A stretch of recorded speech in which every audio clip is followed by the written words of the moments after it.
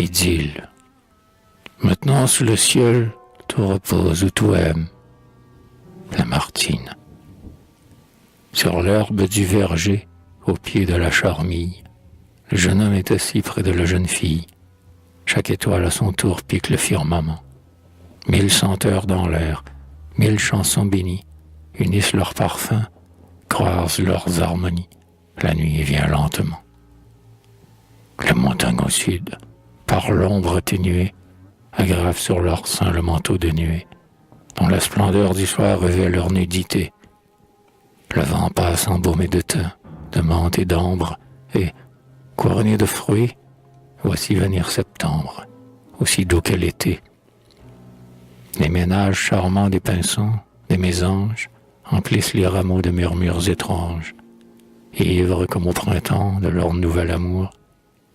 Et le paysan lasse, sa bêche sur l'épaule, aiguillonne ses bœufs avec sa grande gaule pour hâter le retour. Au village, à présent, chaque foyer scintille. Le jeune homme est assis près de la jeune fille. En souriant, leurs deux mères les ont laissés. Sous le regard de Dieu, seuls, ils restent ensemble. Lui, le cœur palpitant, la contemple. Elle tremble, les yeux sur lui fixés. L'obscurité portant au flanc de la montagne descend d'un pied furtif et peu à peu les gagne. Quelques moments encore, ils ne se verront plus. Dans le vallon portant une vapeur légère, flotte et s'étend déjà des champs pleins de fougères aux sapins chevelus. Ils se taisent toujours, mais derrière eux, sur l'herbe, est-ce un jeu de la nuit nonchalante et superbe qui rapproche sans cesse et bientôt confondra leurs deux ombres en une, et de ses mains puissantes aura joint tout à fait leur tête rougissante quand la lune viendra. La nature au repos chante avec indolence son éternel poème. Ô nature, silence, quel que soit ton génie, il est tout trop passé. Un plus sublime accord nous émeut les entrailles, car ici, le baiser des saintes fiançailles vers Dieu s'est élancé. Les mers à Palan sont enfin revenues, et les deux amoureux aux âmes ingénues sont allés les presser dans leurs bras triomphants. Nous ne formerons plus qu'une même famille. Mère, mère, voici votre fils, votre fille, bénissez vos enfants.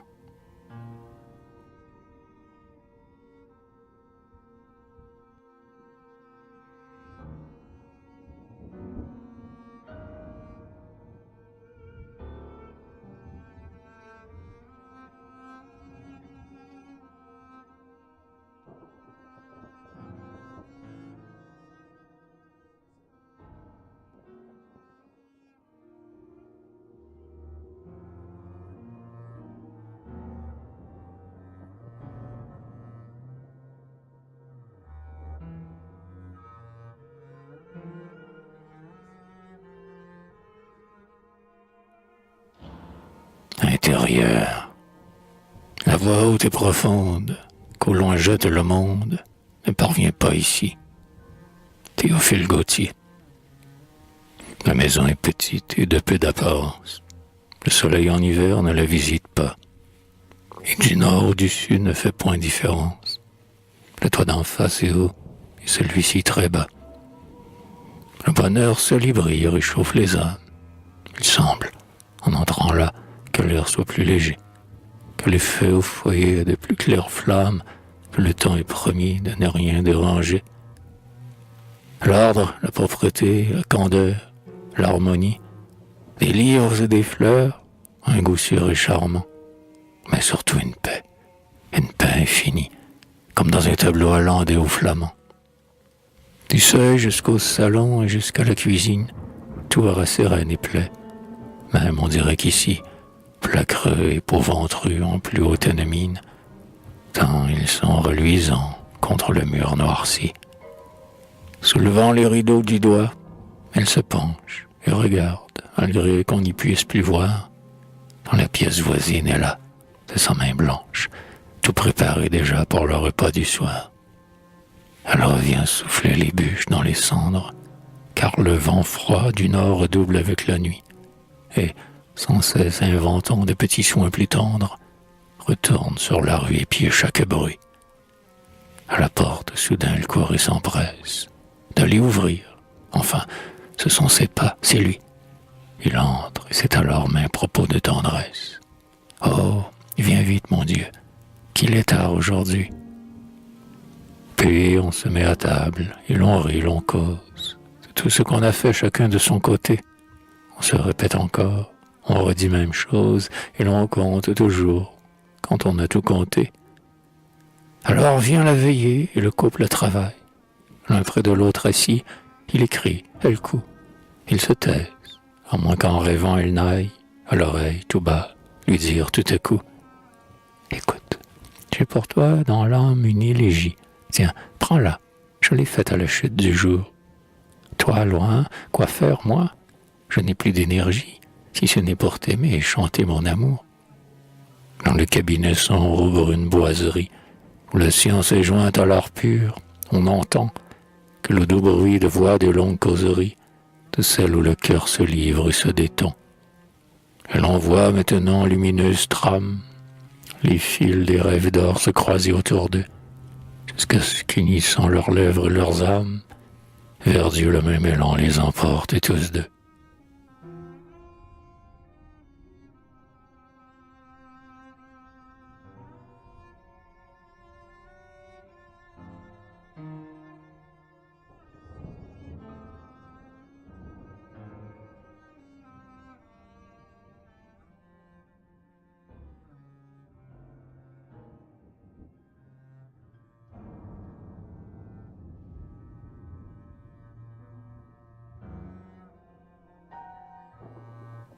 Villanelle.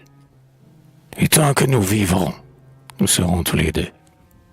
Alfred de Musset. Oh, les charmants nuages roses, les jolis préveurs tout mouillés, après les vilains mois moroses, les petits oiseaux réveillés s'envolent au champ dépouillé. Tout là-haut, ce n'est que bruit d'ailes, rendez-vous, murmures, chansons, où toi courent les hirondelles, tandis que moineaux et pinsons s'éparpillent dans les buissons. Quittant aussi le coin de l'âtre, resté désert et rembruni, comme tout ce peuple folâtre, les hôtes du foyer béni s'en vont saluer l'infini. Lui devant, elle après, ils viennent, le long des sentiers dégelés, ils passent et tous se souviennent. La terre où verdissent les blés, crie au village, voyez-les. Les aubépines sont plus blanches, les petits muguets plus nacrés, les violettes, les pervenches ont des airs plus délibérés, quand par eux ils sont effleurés. L'enfant sourit à leur présence, le paysan leur dit bonjour, car on sait qu'en leur bienfaisance, dans tous les pays d'alentour, chaque malheureux à son tour. Elle porte, malgré le cercle, rouge dans son bras émeurtri, un très grand panier à couvercle, qu'à l'envie, le cœur attendri, il vide. Elle et son mari. Quand près des grabats misérables, son œil, sur le sien arrêté, peut lire en traits inaltérables. Pour toi l'amour, ô ma beauté, pour les autres la charité.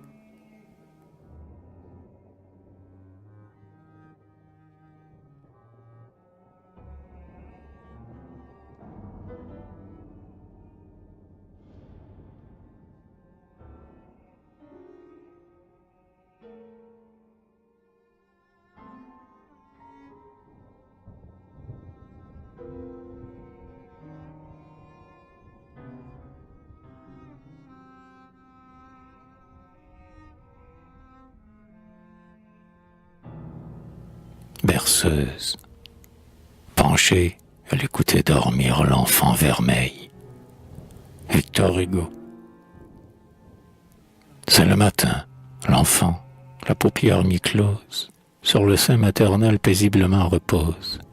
Chut, disait-elle avec un doux air inquiet. Tout à l'heure il rêvait sans doute, il souriait, même en dormant, et moi, quoique ce soit étrange, et bien fou, n'est-ce pas? J'imagine qu'un ange, notre chérubin, vient encore parler lorsque nous le voyons rire ou se désoler, sans que nous comprenions ses larmes ou sa joie. L'ange, ce grand mystère où la raison se noie, cette voix qui nous parle au nom du Seigneur Dieu, La conscience, enfin, lui compte peu à peu tout ce qu'il faut, hélas, qu'il sache ou qu'il devine pour vivre. La jeune âme innocente et divine, au mal se plaint et crie, au bien s'épanouit. Quand nous intervenons, l'ange s'évanouit. L'enfant pleure. Ah, je vois à ton méchant sourire que tu doutes. Eh bien, les sages ont beau dire, Homère, qu'un enfant n'est qu'un homme comme eux, nous autres qui plongeons dans l'avenir brumeux, un regard plein d'effroi, d'espérance, de rêve, nous qui tremblons toujours que tout nous les enlève, nous, vois-tu, nous sentons l'invisible réseau. Le lien idéal qui rattache un berceau au paradis, le père à toutes ces chimères répondait seulement « Oh, les mères, les mères !» Et se penchant vers elle ajoutait « Bah, dis-moi, tout ce que tu voudras, mais l'ange ici, c'est toi. »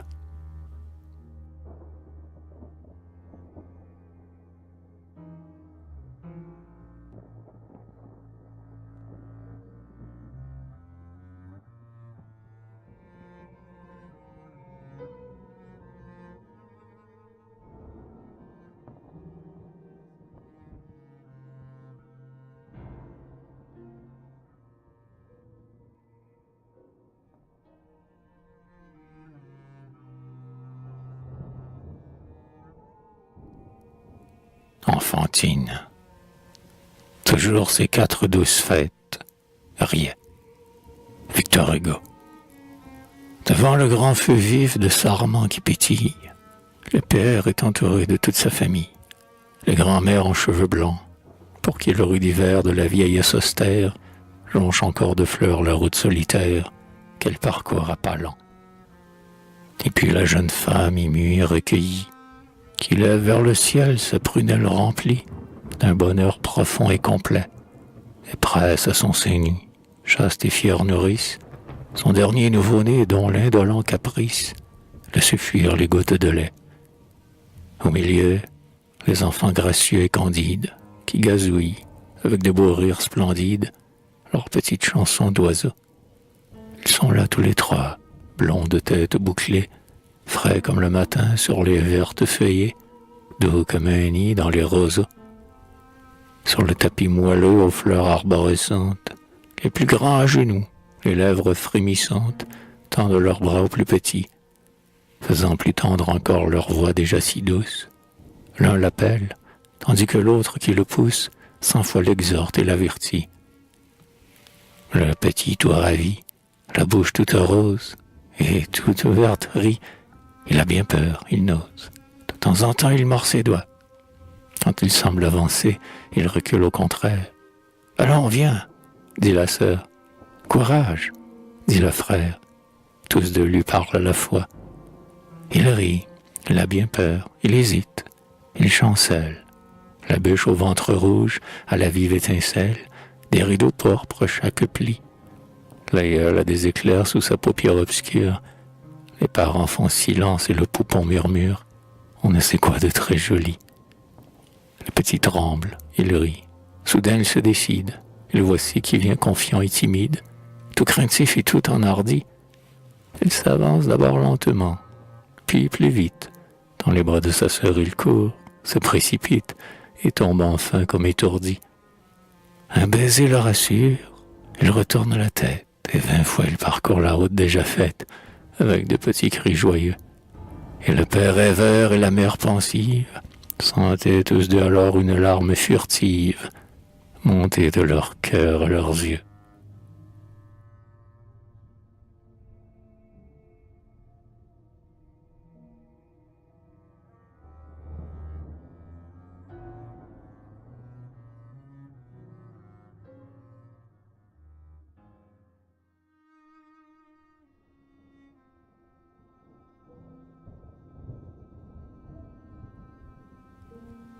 Prière.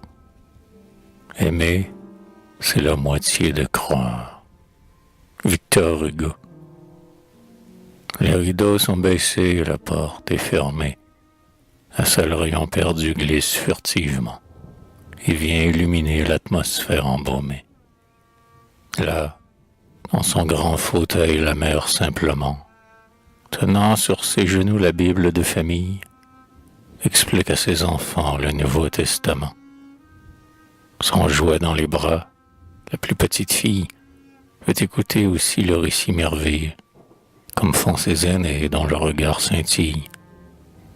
Car il n'est pas de compte entre les contes bleus qui vaillent cette belle et pathétique histoire où Jésus est si bon pour tous les malheureux.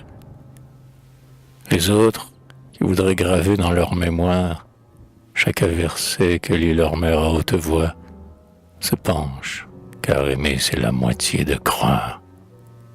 Et, rendus attentifs et graves, tous les trois, comme un parfum divin aspirent la parole qu'ils trouvent, disent-ils, plus belle chaque fois. Adieu le jeu bruyant et la chanson frivole. Ils préfèrent le Christ qui parle du devoir et met l'enseignement dans une parabole. Source pure encore où le ciel peut se voir, leur cœur vierge et neuf, enivré de lumière, s'ouvre avec candeur pour le mieux recevoir. La lecture finie, ils ont fait la prière. Amen, dit une voix plus grave derrière eux. C'est leur père debout et baissant la paupière. Allez, allez, dit-il, mes petits bienheureux, laissez-moi seul auprès de votre bonne mère. Et, poussant un soupir profond et douloureux, devant ces enfants, je sens mieux ma misère, et combien ma science est peu de choses en soi. Je veux connaître aussi la chose nécessaire. Toi qui m'apprends l'amour, enseigne-moi la foi.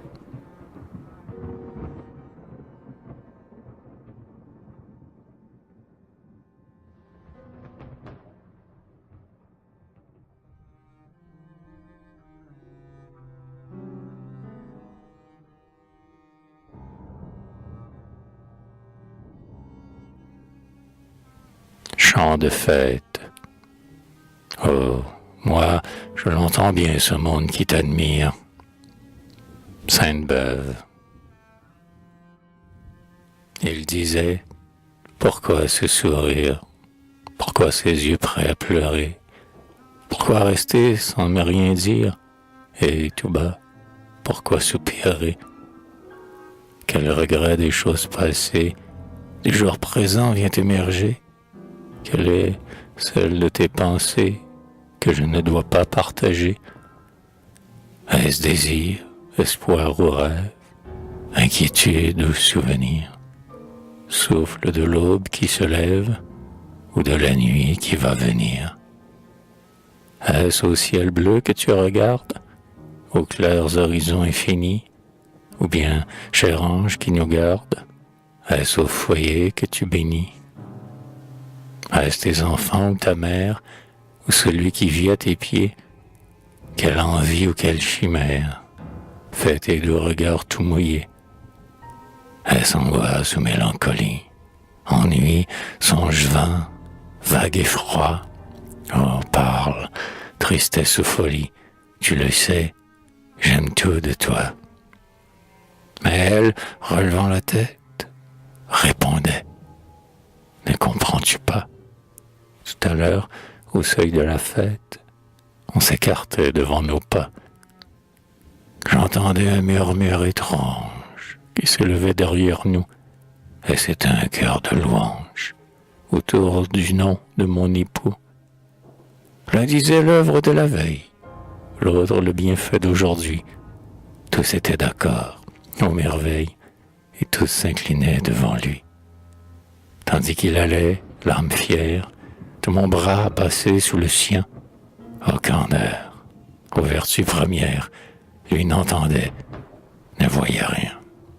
Mais moi, que sa gloire auréole, que l'honneur de son nom grandit, je recueillais chaque parole, et j'écoutais tout ce qu'on dit. Aussi pressais-je avec ivresse, dans ma main l'anneau nuptial, immortel gage de tendresse, chaînon du lien idéal. Aussi plus que tous admirais-je ces traits lassés maladifs, et ce large front dont la neige couronne les sillons hâtifs. Aussi sens-je un dédain extrême pour les biens dont tous sont jaloux, car j'ai l'amour pour diadème, la joie et l'orgueil pour bijoux.